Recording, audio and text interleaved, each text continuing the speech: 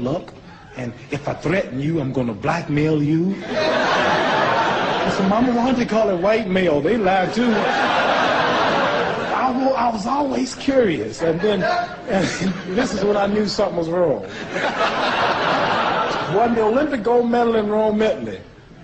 Olympic champion, the Russian standing right here, and the Pole right here. Is Poland considered a communist country? Yeah. Yeah, I'm defeating America's so-called threats or enemies. And the flag is going, ton, ton, ton, ton, ton, ton, ton, ton, ton, ton, ton. I'm standing so proud. Ton, ton, ton, ton, ton, ton. And I done whooped the world for America. Ton, ton, ton, ton, ton. I took my gold medal, thought I'd invented something. I said, man, I know I'm going to get my people freedom there. I'm the champion of the whole world, Olympic champion. I know I can eat downtown now. And I went downtown that day, had my big old medal on, and went to restaurants. At that time, black things weren't integrated. The black folks couldn't eat downtown. And I went downtown, I sat down, and I said, a cup of coffee, hot dog. The lady said, we don't serve Negroes. I was so mad. I said, I don't eat them either. Just give me a cup of hot dog.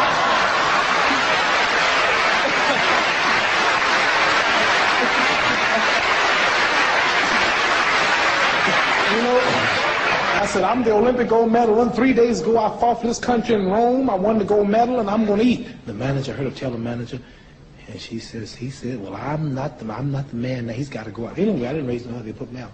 And I had to leave that restaurant in my hometown where I went to church and served in their Christianity and fought, and daddy fought in all the wars. Just won the gold medal and couldn't eat downtown. I said, something's wrong. And from then on, I've been a Muslim.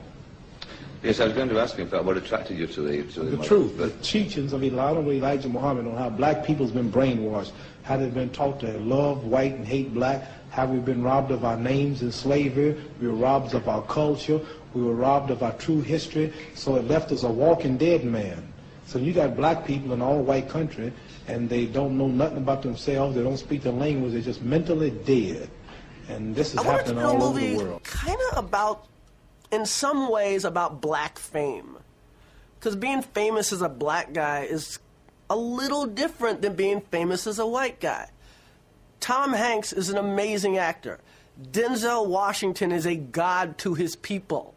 Okay? Denzel Washington has a responsibility to his people that Tom Cruise and, and Liam Neeson and all these guys, they don't have. They just make their art.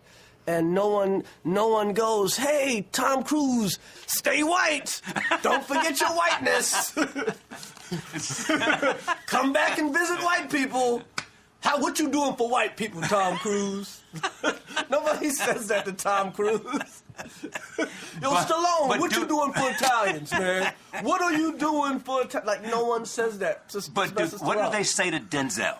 They want to know that Denzel loves his people, that Denzel is doing stuff for his people. And they feel Denzel's highs and lows more than white people feel Tom Hanks does a bad movie.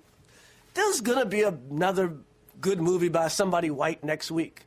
It's like, when Denzel does a bad movie, I might not see a good black movie for a year.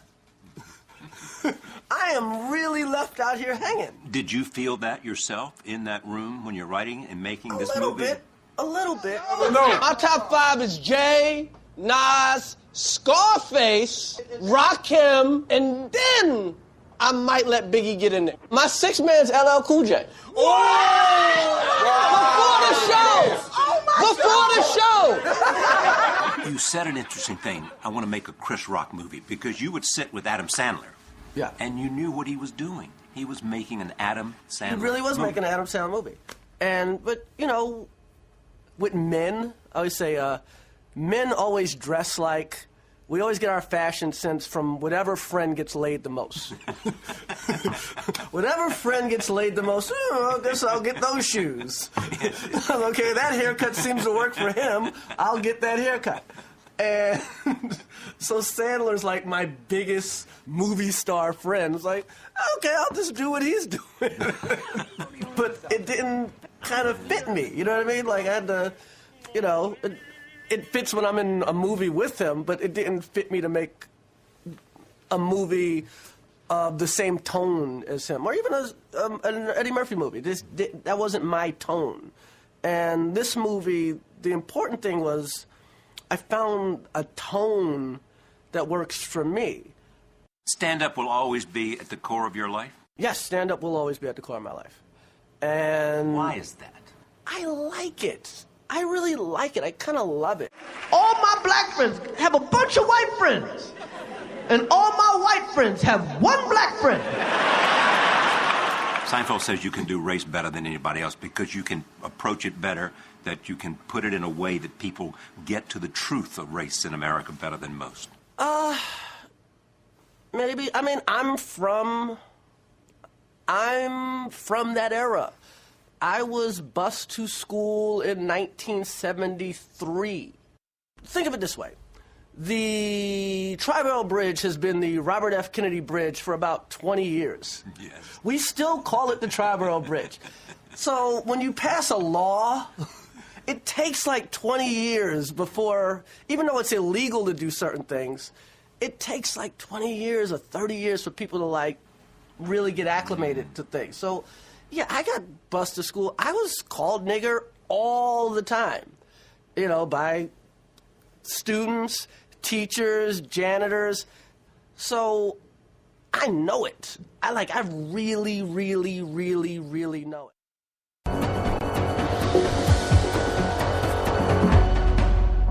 What I'd like to see at MD Anderson Cancer Center in Houston, Texas, all of the doctors and the technicians walk around with a lanyard on their ID that says, "Make Cancer History."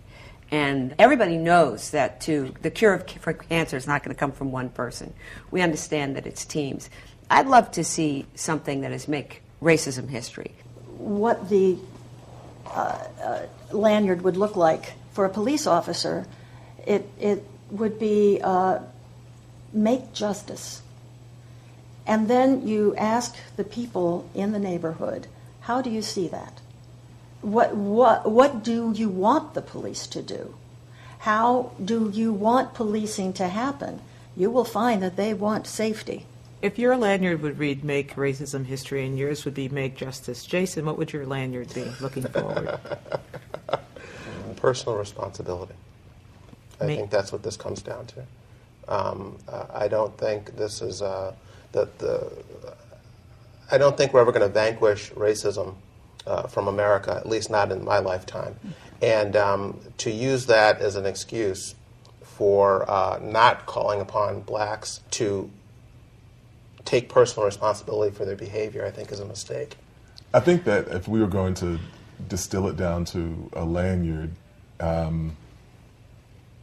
it would have to be persevere in pursuit of justice. Maybe that won't all fit on a lanyard. Maybe it'd have to be an extra long one.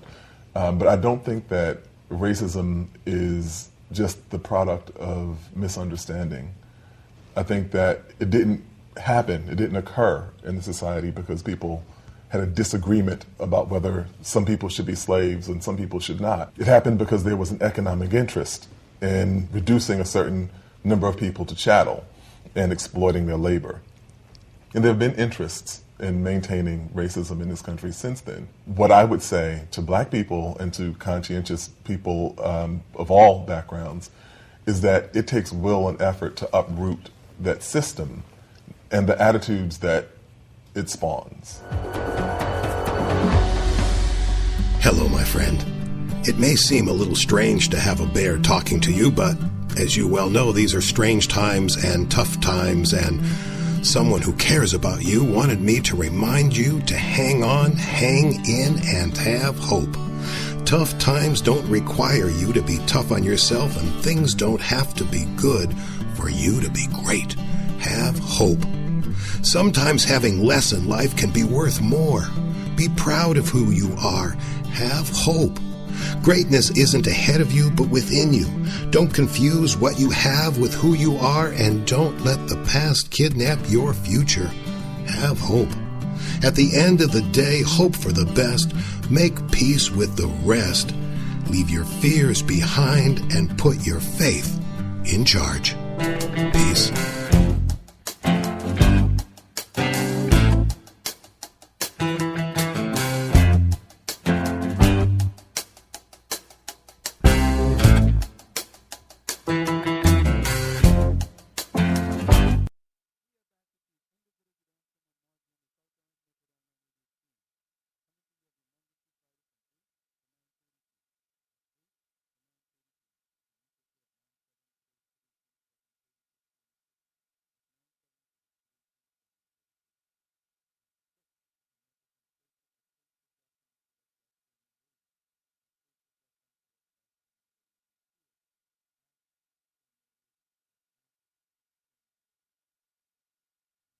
Oh well.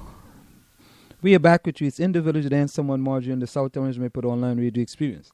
Coming to you every Monday through Friday from 8 to 9:30 p.m. That's 8 to 9:30 p.m. You can reach us here at 973-327-3626.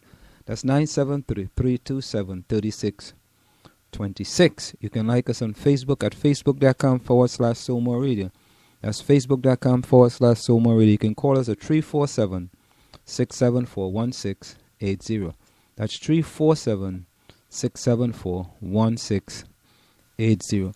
Now here is the speech by Urban League President regarding the state of Black America. This is the Urban League President regarding the state of Black America. Let's take a listen. America today is a tale of two nations. It is a tale of America, two Americas. It is a tale of some who have achieved a great modicum of success, economic success, upward mobility, home ownership, a strong quality of life. It's the product of, yes, their hard work. It's a product of opportunity. It's a product of many factors.